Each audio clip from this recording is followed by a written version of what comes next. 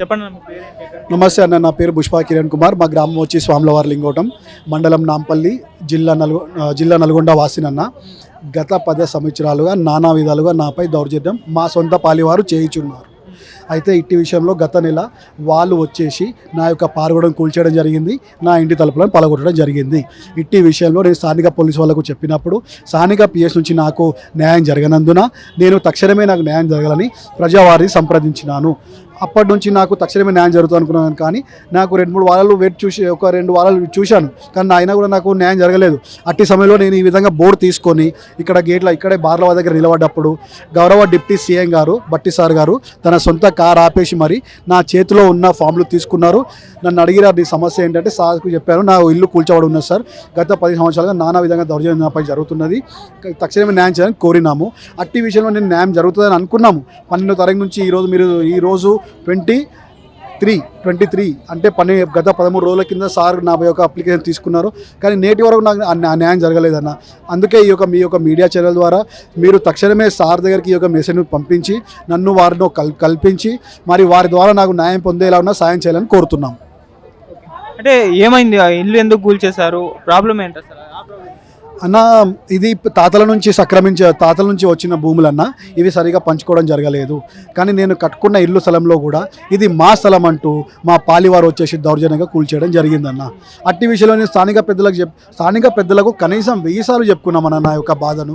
కానీ స్థానిక పెద్దలు ఏ నాడు కూడా నాకు న్యాయం చెప్పలేదు. వాళ్ళది ఒకటే రిప్లై, మీ పాలివాళ్ళు మా మాట వినరు, మేము వాళ్ళకు న్యాయం చెప్పలేము అని ఇదే రిప్లై ఇచ్చారు. నేను పిఎస్కి వెళ్ళినప్పుడు కూడా పిఎస్ వాళ్ళు ఇది సివిల్ పంచాయతీ, ఇది మీరు కోర్టులో చూసుకోవాలి. మళ్ళీ ఊర్లోకి వెళ్ళినప్పుడు మళ్ళీ పాలనను పెద్ద మనుషులను తిట్టడం, మళ్ళీ నువ్వు కోర్టుకి ఎందుకు వెళ్ళినావు, నువ్వు అక్కడ పిఎస్కి ఎందుకు వెళ్ళినావు, పిఎస్లో ఎందుకు చెప్పినావు అని మళ్ళీ వీళ్ళు ఈ విధంగా మళ్ళీ నన్ను తిట్టడం, మళ్ళీ హింసించడం అన్న, ఇదే జరుగుతూ ఉంది. కానీ నాకేనాడు కూడా నాకు న్యాయం జరగలేదు. అయితే ఇదే సమస్య. మా నాన్నగారు పుట్టిన వాళ్ళు నల్గొండ నుండి, వాళ్ళు ఉన్న ఊరిలో ఇక్కడ మా నాన్నగారు ఇక్కడ వికారాబాద్లో ఉండి ఉద్యోగం చేస్తూ 2011లో మరణించినారన్న. అట్టి సమయంలో మా యొక్క భూమి విషయంలో, మా నాన్నగారికి వచ్చిన బెనిఫిట్ విషయంలో, ప్రతి ఒక్క సెటిల్మెంట్ విషయంలో మా సొంత తల్లిగారు, మా నాన్నకి 2 భార్యలు, వాళ్ళిద్దరు కలిసి నన్ను చాలా నమ్మక ద్రోహం చేసినందున నేను అప్పట్లో ఉన్న మాజీ సబ్ కలెక్టర్ అమ్రపాలి మేడం గారిని కలిసినాను. నా యొక్క సమస్యను చెప్పుకోవడం జరిగింది. అట్టి పరిస్థితుల్లో మేడం గారు నా యొక్క సమస్యను తీసుకొని నాకు న్యాయం చేసి ఉంటే ఈ గత 10-12 సంవత్సరాల నుంచి నేను చేస్తున్న పోరాటం ఈ విధంగా ఉండకపోతుంటే నేను కూడా క్షేమంగా ఉండి నేను పెళ్లి చేసుకొని నేను కూడా ఎక్కడన్నా సెటిల్ అయిపోతుంటేమన్నా. అప్పట్లో గౌరవ మేడం గారు మా అమ్మ మాటలు వినేసి నన్ను జైల్లో వేపిస్తా అని చెప్పారు, నన్ను పోలీసులు పట్టిస్తా అని చెప్పారు. అయినా కూడా నేను న్యాయం చేయాలని కోరినా కానీ నాకు న్యాయం జరగలేదన్న. అయితే గత 10-12 సంవత్సరాల నుండి ఇప్పుడు మా అక్కగారు చేస్తున్న పనులను బట్టి అక్కడ స్థానికంగా ఉన్న మనుషులు కానీ వాళ్ళందరూ నన్ను ఒకటే విషయం చెప్పడం జరిగింది, నేను న్యాయం కోసం కోరినప్పుడు మీ అక్కను నరికేయాలి, మీ అమ్మను నరికేయాలి, మీ అమ్మను చంపేయాలి, మీ అక్కను చంపేయాలి, వాళ్ళని కిడ్నాప్ చేయాలి, వాళ్ళని పొడి చేయాలి, వాళ్ళని ముక్కలు చేయాలని చెప్పడమే జరిగింది. కానీ నాకెవరు కూడా ముందుకు వచ్చి న్యాయం చెప్పింది లేదు. ఎందుకంటే ప్రతి విషయం ఇప్పుడు పిఎస్ వాళ్ళు ప్రతి విషయం పట్టించుకున్నా కూడా వాళ్ళు మనకు న్యాయం చేయని పరిస్థితి. ఇది సివిల్ పంచాయతీ, మీ డైరెక్ట్ కోర్టుకు వెళ్ళాలి. కానీ వీళ్ళు నానా విధాలుగా హింసిస్తున్నారని కూడా నేను పిఎస్ వాళ్ళకు ఎన్నోసార్లు కూడా చెప్పుకోవడం జరిగింది. కాబట్టి ఇట్టి విషయాన్ని పరిశీలించి తక్షణమే నాకు ప్రతి విషయంలో నాకు న్యాయం చేయాలని కోరుతున్నామన్నా. మా ల్యాండ్ పేపర్స్ ఉన్నవి, ఇంటి పేపర్స్ అనేవి ఇంకా లేవన్నా. ఎందుకంటే అవి తాతల నుంచి వచ్చిన భాగాలు, అక్కడ నుంచి మేము ఇల్లు కట్టుకోవడం జరిగింది. ఇంకా రిజిస్ట్రేషన్ చేయించుకోలేదు. కానీ నాకు లైట్ బిల్లు ఉంది.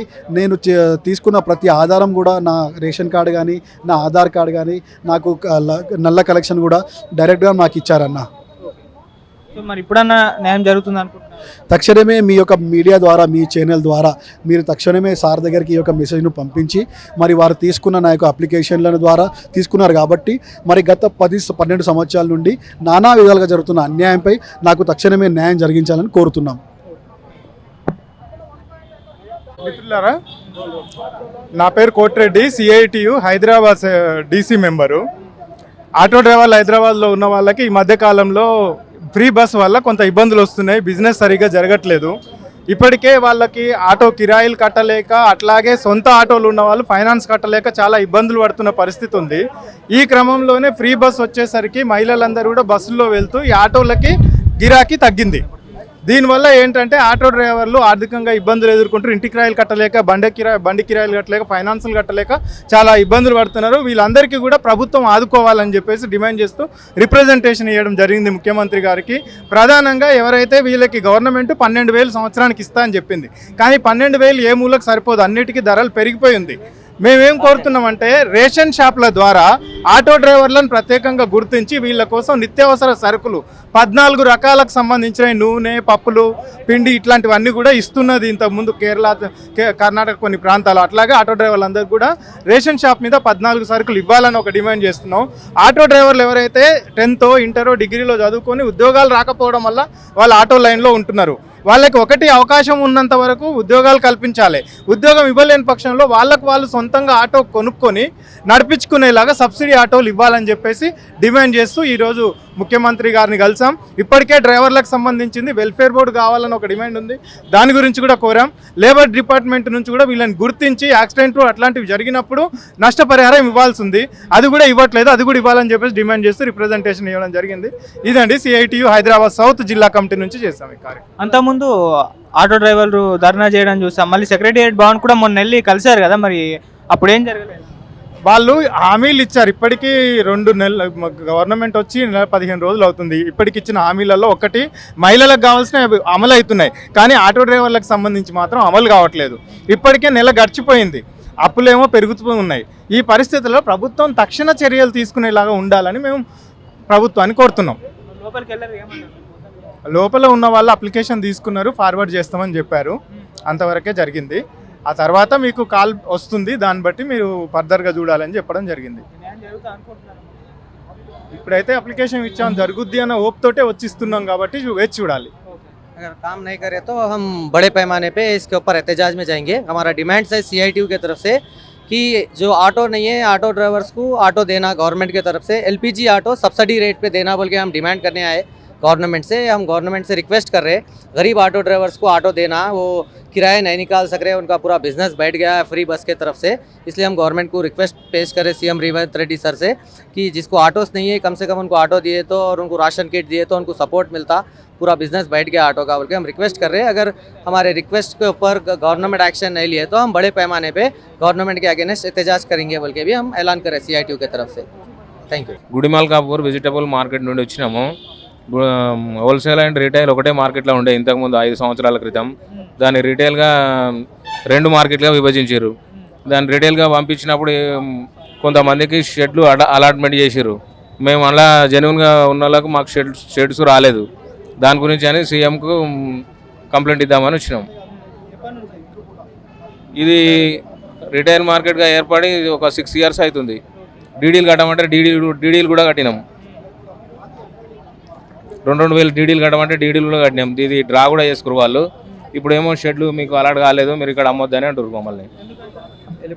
షెడ్ అలాట్మెంట్ కాలేదు మీకు అని, మీరు అలా ఉన్నారు, వెళ్ళిపోవాలి, మీరు అమ్మొద్దు, బిజినెస్ చేయొద్దు అని చెప్తున్నారు. ఇప్పుడు మేము ఎక్కడికి వెళ్ళాలి? ఇప్పుడు పోయి మేడం అడిగినాం. అదే మేడం కడితే, మేడం ఇప్పుడు మా పరిస్థితి ఇట్లా ఉంది, ఇప్పుడు మేము యూనియన్ ద్వారా రాపించుకురామని రాపించుకొచ్చినాక ఇప్పుడు మీరు అలర్ట్ కాలే అంటారు, మీరు ఇప్పుడు చేయొద్దు, ఇన్నేళ్ళ నుంచి చేసిరు కదా, అయిపోయి ఇప్పుడు మీరు ఉండొద్దు, నంబర్లు ఉన్న వాళ్ళు ఉండాలి, నంబర్ లేని వాళ్ళు ఉండొద్దు, బయటకు వెళ్ళిపోవాలి అంటారు. ఇప్పుడు మేము సీఎం దగ్గరకు వస్తే న్యాయం అవుతుందని మేము వచ్చినాం మీ సీఎం దగ్గరికి. అప్పుడు ప్రభుత్వం ఉన్నప్పుడు ఫస్ట్ చైర్మన్ ఉండే, మాకు చైర్మన్ ఉంటే ఆయన అప్పుడు మీకు న్యాయం చేస్తాం, మీకు అన్యాయం చేయమని చెప్పారు. ఆయన చైర్మన్ ఇప్పుడు దిగిపోయాడు.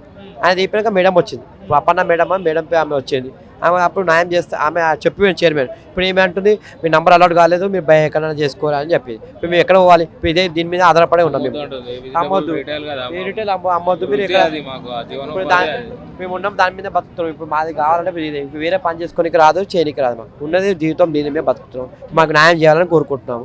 అందుకోసం సీఎం దగ్గరకు వస్తే ఇప్పుడు ఫస్ట్ కంప్లైంట్ ఇచ్చాం. ఎక్కడ పోలీస్కి వెళ్ళలే, ఎక్కడికి వెళ్ళలే, ఫస్ట్ సీఎం దగ్గరకు వస్తే న్యాయం అవుతుంది, మీ నమ్మకం మీద దగ్గరికి వచ్చినాం. న్యాయం అంటే మాకు ఇప్పుడు స్థలం మాకు ఏడుందో, పాత స్థలం ఏడుందో ఆడ కూర్చో పెట్టాలి. మాకు షెడ్ అలవాటు వేస్తే మాకు ఎంత 8 మంది ఉన్నాము, 8 మందికి మాకు న్యాయం చేయాలని కోరుకుంటున్నాం సీఎంకి, అంతే. నా పేరు బత్తిని పుష్ప, మా నాన్న పేరు పోచయ్య, కూన పోచయ్య. అయితే మా ఈ భూములు ఉన్నాయి, ఫోర్జరీ చేసి నేను కేసులోకి తిరుగుతుంటేనే ఇక్కడ ఎమ్మెల్యే గారు, మున్సిపాల్, GHMC వాళ్ళు మొత్తం వాళ్లకు ఆర్డర్లు ఇచ్చి స్కూళ్ళు, కాలేజీలు, హాస్పిటళ్ళు, ఎమ్మెల్యే క్యాంప్ ఆఫీసు ఇవన్నీ మాకు 14-15 ఎకరాల దాకా ఉంది. అది మొత్తం కబ్జా చేసి ఎవరు పోతే వాళ్ళని కొడతాడంట బాగా.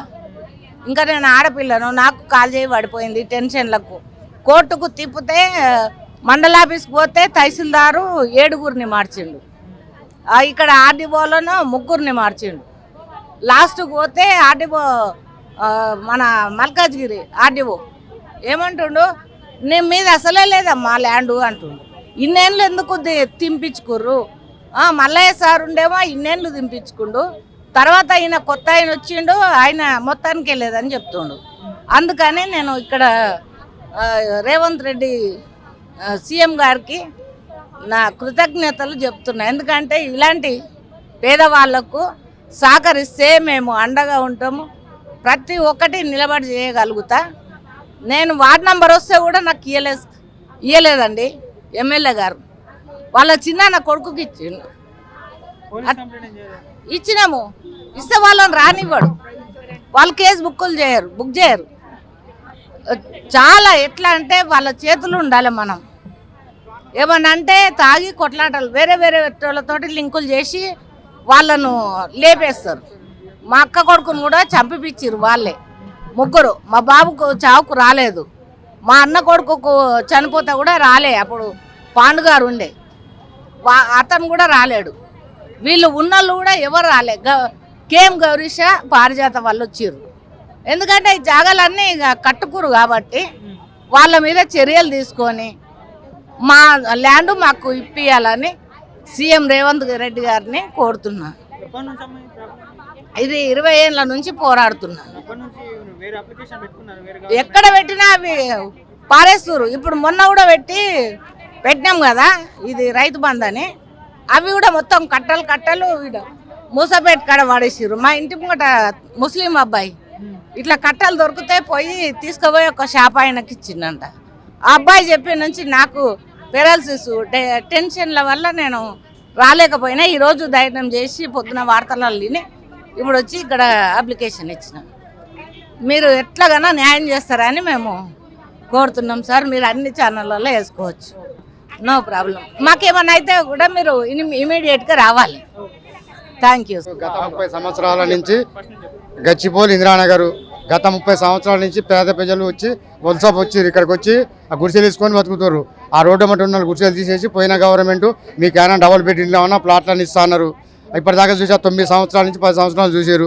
ఆ గుడిసెలు ప్లాట్లు లేవు, ఆ డబుల్ బెడ్రూమ్లు లేవు, ఆ కానీ దిక్కు లేక దేశ లేక ఏదో పెద్ద ఇప్పుడు 4 పిల్లలు ఉన్నవాళ్ళు ఆ ఇళ్ళకి పోతే 18-20 వేలు కిరాయిలు అంటారు. చేసుకుంటే కూలి చేసేదే తక్కువ. రోజుకు పోతే పొద్దున దాకా పోతే జతకు పోతే 1000 రూపాయలు 900 అవి చేసుకొని ఆ కూలీ చేసుకొని తిన్న బతకలేక కిరాయిలు కట్టలేక సరే పోయిన గవర్నమెంట్ నట్ట చేసింది. మరి ఈ గవర్నమెంట్ ఏమైనా కాపాడుకుంటుందేమని దాని కొరకు ఆర్థిక సాయం చేసి మాకేమైనా కాపాడుకోవాలని ఈ ముఖ్యమంత్రి వారికి అప్లికేషన్ ఇవ్వడానికి వచ్చాము. మా ఈ గత తీసి ఇప్పుడు పోయిన అంటే ఒక 5 సంవత్సరాలు అయిపోయింది. అవి తీసేసి అంటే వేరే రైతు ప్లాట్ల గుడిసెలు వేసుకొని రెంట్ పట్టుకుంటే వస్తున్నాం. రెంట్కి ఇస్తారు, ఖాళీ ప్లేస్ ఉంటే వాళ్ళది దాంట్లో గుడిసెలు వేసుకొని రెంటుకుంటున్నాం. నెలకు 2000-2500 చొప్పున కడుతున్నాం వాళ్ళకి. ఇప్పుడు వాళ్ళు అవి తీసేసి హాస్టల్ కట్టుకుంటారంట. మాకు ఇప్పుడు ఉండడానికి ఏం లేదు, మేము ఊళ్ళో పోతే మాకు ఏమేమి లేవు. ఇక్కడ మేము కూల్ చేసుకోవడానికి ఖాళీ ఉండడానికి కొంచెం ప్లేస్ ఇస్తే మేము దాంట్లో గుడిసెలు వేసుకొని ఉంటాం. అందుకే అడగాలని వచ్చినామండి. అక్కడ వాళ్ళు హాస్టల్ కట్టుకుంటారు, రూమ్ కిరాయికి పోయినా 15,000-20,000 అంటారు. 5 మంది 4 ఉంటే రూమ్లు ఇవ్వట్లేరు రెంట్లకి. మేము అందుకే ఇప్పుడు కాల్ చేయాలి, టైం లేదండి. 5-6 రోజుల్లో కాల్ చేయమంటున్నారు. అయితే ఈ 5-6 రోజుల్లో మేము ఎక్కడ ఉండాలి, ఎక్కడ పోయినా రెంట్లు ఎక్కువ అంటారు. అందుకే మాకు కొంచెం ప్లేస్ ఇస్తే దాంట్లో ఉండడానికి గుడిసెలు మామూలుగా కొంచెం వేసుకొని ఉండడానికి అడుగుదామని రేవంత్ రెడ్డి గారికి అడిగి వచ్చామండి. ఇక్కడికి ప్రజా దర్బార్ వారికి వచ్చామండి అడగాలని. ఏమి ప్రభుత్వం పట్టించుకోలే, ఆఫీసులు చుట్టూ తిరిగి ఇసుక వచ్చింది. అవి వేసిన అప్లికేషన్ అన్నీ పోయి ఇవి వస్తాయి అని వెంటనే చేసిపోయారు 10 సంవత్సరాల నుంచి. ఇక దానికి ఏం లేదు. అన్నాడు ఏడా చేయడా. ఇక ఇప్పుడు మా బాధ అట్లా బతుకైతే పోతుంది మాకు. మరి ఆయన సాయం చేయాలి కదా, ఆయన న్యాయం చేస్తాడని ఇక్కడికి వచ్చిన లెక్క. 100 మంది దాకా ఉన్నామండి మేము. 100 గుడిసెలు దాకా ఉన్నాయి అక్కడ. అవన్నీ పీకేసిరండి. ఇప్పుడు ఈ 10 రోజుల్లో అవి కూడా కాల్ చేయాలట. అందుకే ఇప్పుడు ఎక్కడ పోయినా ఏమి ఇవ్వట్లేరు ఇక్కడ. అందుకే రేవంత్ రెడ్డి గారి దగ్గరికి వచ్చామని అడగడామని ఫామ్స్ ఇచ్చేసామండి. ఆ ఫామ్స్ని అంగీకరించి తీసుకొని మాకు మళ్ళీ ఏదైనా చెప్పాలని మేము 10,000 వందనాలు నమస్కరించి చెప్తున్నామండి ముఖ్యమంత్రి గారికి. సరే, నమస్కారం సార్. నా పేరు నాగరాజు పిడమర్తి. తెలంగాణ ఉద్యమంలో రైలు రోకోలో 2 కాళ్ళు 2015లో 2 కాళ్ళు చేతులు ట్రైన్కి ఎదురెళ్ళి 2 కాళ్ళు చేతులు కోల్పోయి జీవోత్సవాల మంచానికి పరిమితమైన అప్పుడున్న నాయకులు అన్ని విధాలుగా ఆదుకుంటాం, కడుపులు పెట్టి చూసుకుంటాం, 18 లక్షలు పెట్టి రోబోటిక్ లెగ్స్ అమెరికా నుంచి తెప్పించి పెట్టిస్తామని చెప్పినారు. గవర్నమెంట్ జాబ్ ఇస్తామని చెప్పినారు. కేటీఆర్ గారే సాక్ష్యం. సెక్రటరియట్లో కేటీఆర్ గారిని కలిసిన గవర్నమెంట్ జాబ్ ఇస్తాను, ఆ రోజు నువ్వేం బాధపడాల్సిన అవసరం లేదు, కలెక్టరేట్కి నేను పంపిస్తా జీవో అని చెప్పినారు. ఇంతవరకు నాకు ఏ ఆధారం దొరకలేదు. గవర్నమెంట్ జాబ్ ఇస్తున్నారు, ఇల్లు ఇస్తున్నారు, కడుపులు పెట్టి చూసుకుంటారు. స్వయాన కేసీఆర్ గారే హామీ ఇచ్చినారు. ఇప్పటివరకు ఏం జరగలేదు. ఈ ప్రభుత్వం అయినా మా అమరులను ఆదుకోవాలని కోరుకుంటున్నాను. ప్రభుత్వ ఉద్యోగం నిమిత్తం మరియు అమరుల కుటుంబాలకి ఎలాగైతే ఇస్తారో గౌరవ వేతనం ఇస్తా అని చెప్పారో అది మా కుటుంబానికి కూడా ఇవ్వాలని కోరుకుంటున్నాను. సీఎం గారు అపాయింట్మెంట్ కోసం తిరుగుతూనే ఉన్నా. 2015లో ఇచ్చారు కదా, రెస్పాండ్ అవ్వలేదు. అవుతుంది అని చెప్తున్నారు కానీ అవ్వట్లేదు. నమస్తే అన్న. గవర్నమెంట్ జాబ్ ఇస్తా అని కేసీఆర్ గారే చెప్పినారు, కేటీఆర్ గారు చెప్పినారు. ఇంతవరకు ఏమి ఇవ్వలేదు. ఇప్పుడు ఈ ప్రభుత్వాన్ని రేవంత్ రెడ్డి గారిని నేను కోరుకునేది ఒకటే, రేవంత్ రెడ్డి గారు మా అమరుల కుటుంబాలను ఆదుకోవాలి. మరియు తిరుగుతూనే ఉన్నాం, మా కుటుంబాలు కూడా కూడు గుడ్డ అన్ని విధాలుగా ఇవ్వాలని కోరుకుంటున్నాను. మరియు గవర్నమెంట్ జాబ్ నిమిత్తం తిరుగుతూనే ఉన్నా. మీ అపాయింట్మెంట్ కోసం చూసినా కానీ నాకు దొరకలేదు. ఇప్పటికీ 2 సార్లు వచ్చినా కూడా నాకు మీ అపాయింట్మెంట్ దొరకలేదు. నన్ను ప్రభుత్వం అన్ని విధాలుగా ఆదుకోవాలి, గవర్నమెంట్ జాబ్ నిమిత్తం ఆదుకోవాలని కోరుకుంటున్నాను. కేటీఆర్ గారిని అప్పుడే కలవడం లాస్ట్ మళ్ళీ ఇంకెప్పుడైనా కలవడానికి ప్రయత్నించినా ఎప్పుడు అపాయింట్మెంట్ లేదు అన్నారండి. కేసీఆర్ గారిని కూడా అంతే. మామూలు మంత్రులు కలిస్తే వాళ్ళు భుజమే చేసి తమ్ముడు అవుతుంది అని చెప్పడం తప్పించేది అయ్యింది లేదు, పెట్టింది లేదు. ఇప్పటి వరకు ఏం జరగలేదు. ఈ ఉద్యోగం నిమిత్తం నాకు ఉద్యోగం ఖచ్చితంగా గవర్నమెంట్ ఉద్యోగం ఇవ్వాలి, నా కుటుంబాన్ని ఆదుకోవాలని కోరుకుంటున్నాను.